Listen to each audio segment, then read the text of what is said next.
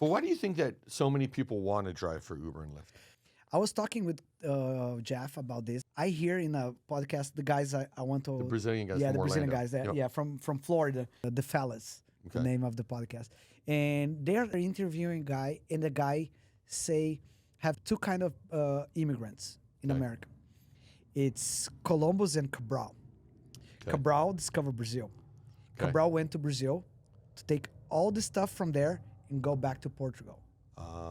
This is a real true story. Yeah. Okay. Columbus Okay. came to America to discover the new world. Right. And a lot of Brazilians, they come here to be Cabral, to come here, take all the dollars they can from America and bring back to Brazil and fuck America. I'm leaving and I'm going to retire there. Yeah. Yeah.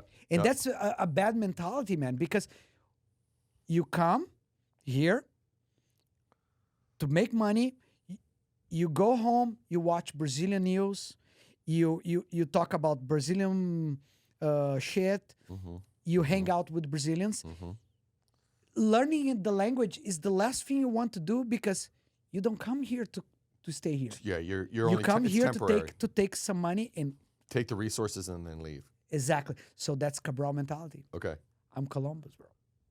I came here to stay, Right. to find the new world, Right. to right. find the place I want to That's live. a great analogy, dude. Right? Great analogy. So, and that's why I think people stay in Uber. Because Uber is temporary. Because when I came here to open my company, I didn't succeed, man.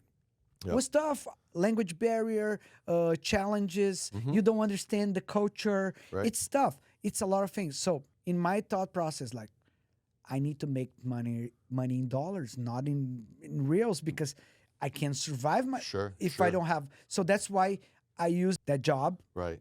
as the Stepping beginning, stone. stepping stone. Yeah, Yeah, yeah, whatever. yeah.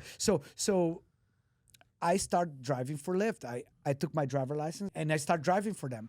But some people, they can't move forward Right. because they have the wrong mentality. Sure, They have the sure. language problem. Yep. So if you have the language problem, you don't progress. Right. You can't knock a door and say like, give me a job. If you can't say it in English. Even if you Yeah. have no papers, because you can knock the door and say like, I want this opportunity.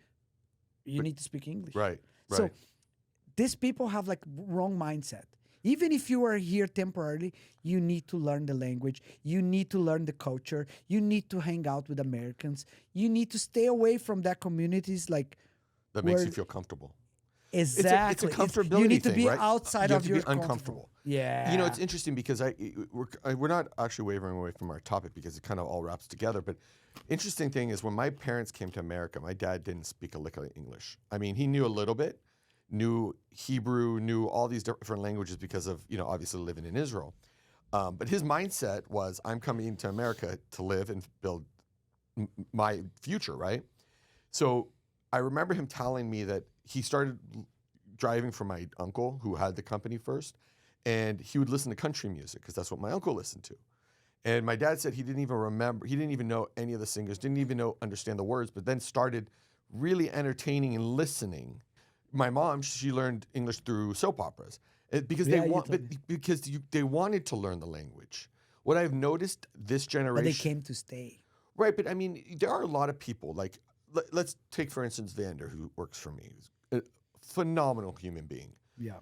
I mean, when he first started, he didn't know a lick of English, not even word. I mean, He's 8 months. he's 8 months in America, And and he's already he start- understands more than he speaks. That I give him. But what is he doing? He's going to get his education. School. He's going to school, and he's hanging around us trying to learn English. And to me, there's a generational gap where that doesn't exist anymore.